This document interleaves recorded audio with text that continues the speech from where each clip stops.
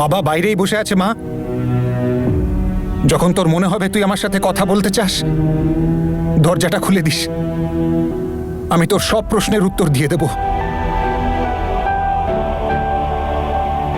জানি না কে এই নূরের মা, যে আমাদের এই সত্যিটা জানে।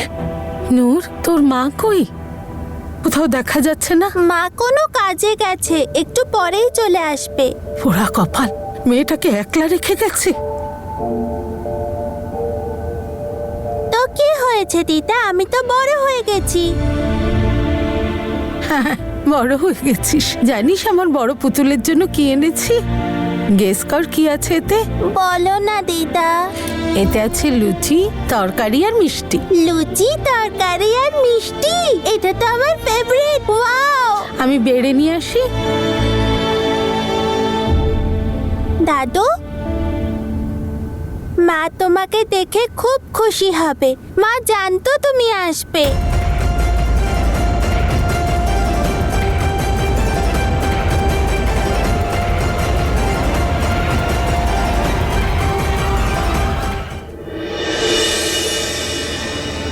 দাদু, মা এটা তোমাকে দিতে বলেছিল।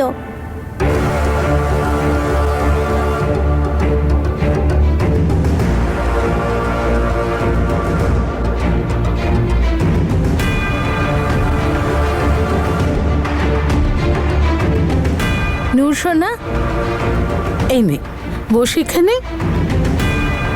এই চিঠিটা কেন দিয়ে গেল জেসমিন?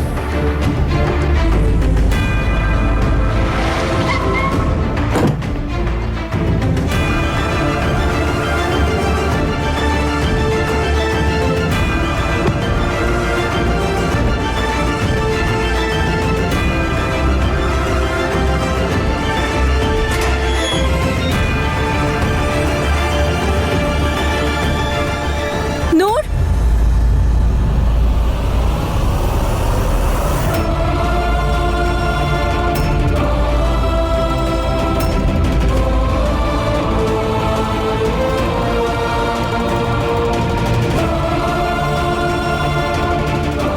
মা, বাবা, তোমরা এখানে?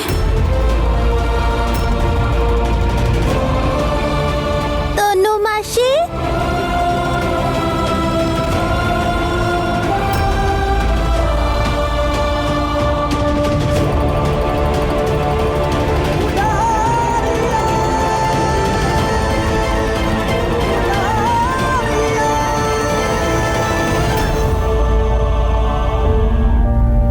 মাসি,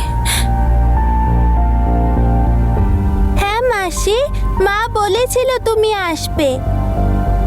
আমি জানি তুমি আমার মাসি, আমি তোমাদের সবাইকে চিনি। মা তোমাদের সকলের ব্যাপারে বলেছে। নম্রতা আমার বোন, তাই না?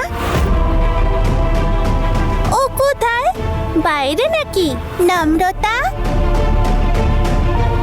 নম্রতা, নম্রতা, নম্রতা।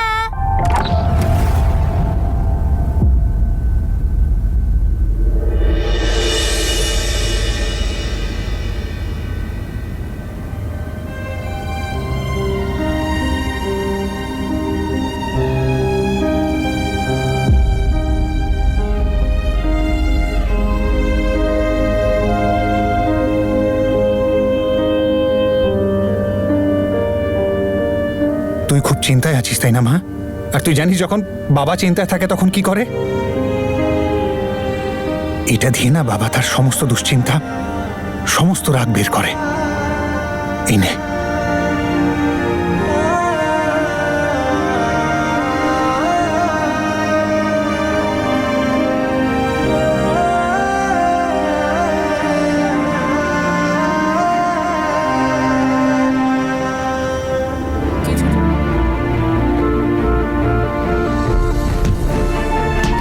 যখন বাড়ি যাবে গিয়ে জিজ্ঞেস করো ওদেরকে যে তুমি আসলে কার মেয়ে। আজ গিয়ে জিজ্ঞেস করো তোমার বাবা মাকে যে আমি তোমাদের মেয়ে নাকি অন্য কারো।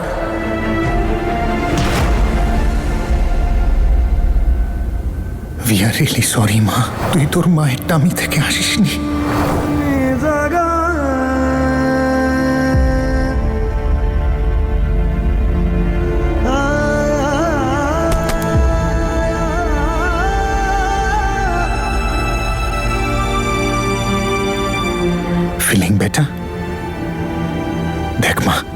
পুরো নিজের বাবার মতো। কিন্তু তুমি আমার বাবা নও।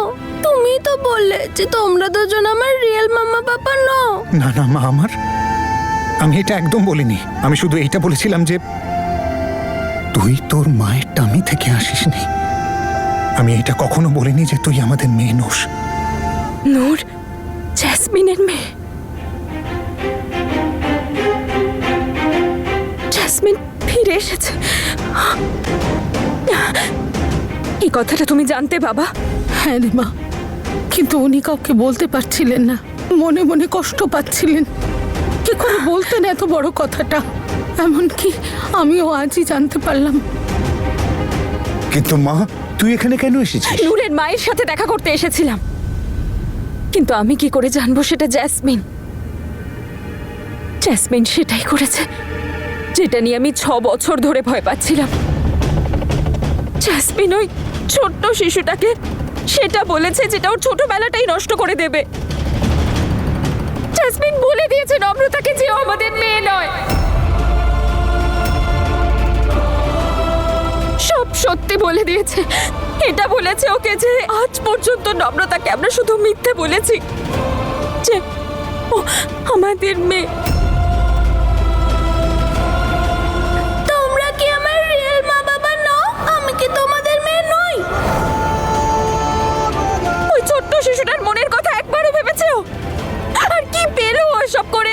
কেন এসেছে বাবা? চাই কি ও?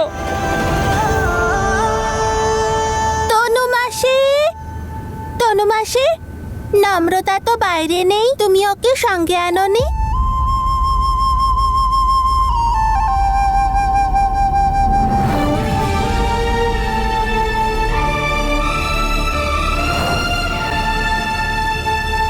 তুই জানিস ওই দিন যখন দিদা তোকে কৃষ্ণের গল্প বলছিল, আর দিদা বলছিল যে কিভাবে দেবকী আর তার স্বামী বাসুদেবকে নিজেদের ছোট্ট সন্তান কৃষ্ণকে যশোদার কাছে রেখে আসতে হয়েছিল,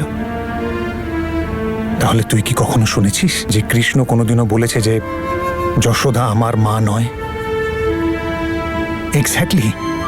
তার কারণ কৃষ্ণ জানতো যে যতটা ভালোবাসা নন্দরাজ আর তার স্ত্রী তাকে করে, ততটা ভালোবাসা শুধু রিয়েল প্যারেন্টসই বাসতে পারে। ঠিক সেই জন্য কৃষ্ণ সবসময় ওদেরকেই নিজের প্যারেন্টস ভাবত।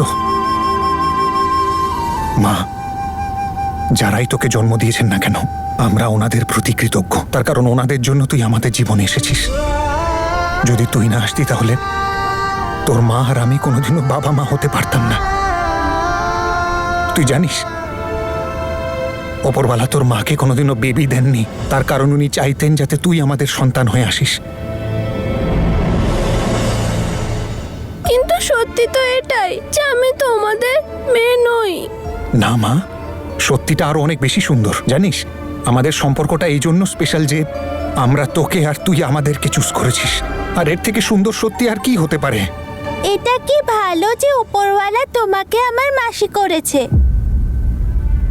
আই এম সো লাকি যে তোমরা আমার ফ্যামিলি।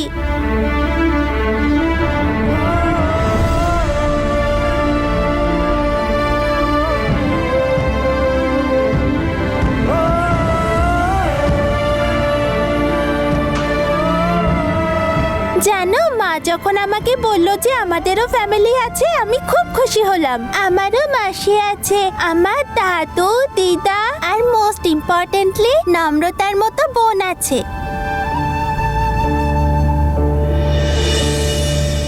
জানিস তুই যখন আমাদের জীবনে এলি তখন আমরা সবাই আনন্দে আত্মহারা হয়ে গিয়েছিলাম। আর তোর মা তো সব সময় তোকেই দেখে যেত। তোর জন্য আমি তো ডাইপার চেঞ্জ করাও শিখে ফেলেছিলাম। জানিস মা, তুই আসার আগে না আমাদের জীবনে অনেক প্রবলেমস ছিল, কিন্তু যখন থেকে তুই আমাদের জীবনে এসেছিস না, আমরা শুধু খুশিটাই দেখেছি। যদি তুই একবারও ভাবিস না যে তুই আমাদের মেয়ে নোস, তাহলে মা, তোর মা আর আমি তো শেষ হয়ে যাব। নিজেদের জীবনের থেকেও বেশি ভালোবাসি তোকে।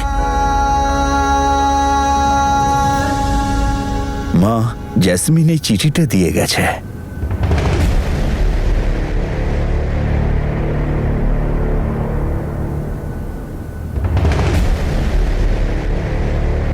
শোনো,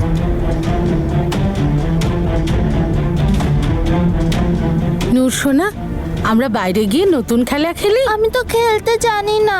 তাতে কি হয়েছে, আমি শিখিয়ে দেবো। যাও যা, চল।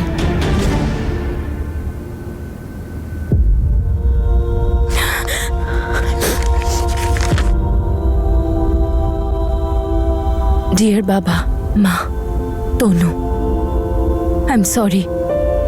আমি কখনো কাউকে সুখ দিইনি, অনেক খারাপ কাজ করেছি আমি। আর আর আমার ভুলের শাস্তি আমার পাওয়া উচিত, কিন্তু এসবে আমার মেয়েটার কি দোষ? ও তো এমনিতেই অনেক শাস্তি ভোগ করছে আমার মেয়ে হওয়ার জন্যে। এখন ওর একটা সুন্দর আর সুখী পরিবারের প্রয়োজন। আর আমি খুব ভালো করে জানি যে যতদিন আমি এখানে থাকবো আমার মেয়েটা ভালো করে বাঁচতে পারবে না। সেজন্য আমি চলে যাচ্ছি বাবা। নূর, তোমার সবার জীবন থেকে দূরে। জেসমিন চলে গেছে? কি করে ও চলে যেতে পারে? আরে নিজের সন্তানকে ফেলে ও চলে যেতে পারে কি করে? হয়তো আমরা ওকে মানুষ করতে গিয়ে এমন কিছু ভুল করেছিলাম যাতে এমন অমানুষ হয়ে গেছে ও। বাবা, আমি জানি যে তোমরা এখনো আমার উপর রেগে আছো, আমাকে পাষাণ হৃদয়ের বলছো, কিন্তু শুধু আমিই জানি যে এটা আমি কি করে ডিসাইড করলাম। আমি চাই যে নূর নিজের একটা নতুন জীবন শুরু করুক, তোমাদের সবার সঙ্গে থাকুক, ও ভালো সংস্কার পাক, ভালো পরিবার পাক, তোমাদের সবার ভালোবাসা পাক। কিন্তু আমি থাকলে তো এরকমটা কখনো হবে না, কারণ তোমাদের সবার মনে তো আমার প্রতি ঘৃণা ছাড়া আর কিচ্ছু নেই।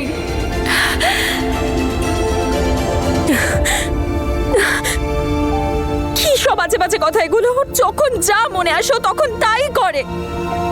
কি মানে কি এসবের? আরে বাচ্চার কথাটা শুধু অজুহাত। আই এম শিওর ও বেচারা নূরের ব্যাপারে একবারও ভাবেনি।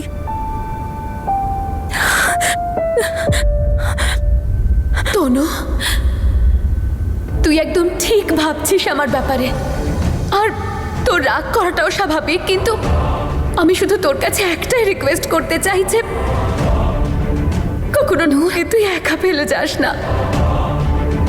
প্লিজ আমার মেয়েটাকে তুই মানুষ করিস। ও বড্ড অল্প বয়সে অনেক কষ্ট সহ্য করেছে রে তনু। ওকে কখনো নম্রতা থেকে আলাদা করিস না, আর ওকে কখনো এটা অনুভব করতে দিস না যে ওর মা ওর সঙ্গে নেই। যদি আমি মা হয়ে নিজের মেয়ের জন্য কিছু করতে পারি তাহলে শুধু এইটুকুই যে নিজের মেয়েকে আমার মতন মা না দিয়ে তোর মতন একজন মাসি দি। আর আমি জানি তনু যে তুই ও দেখাশোনা ভালো করে করবি।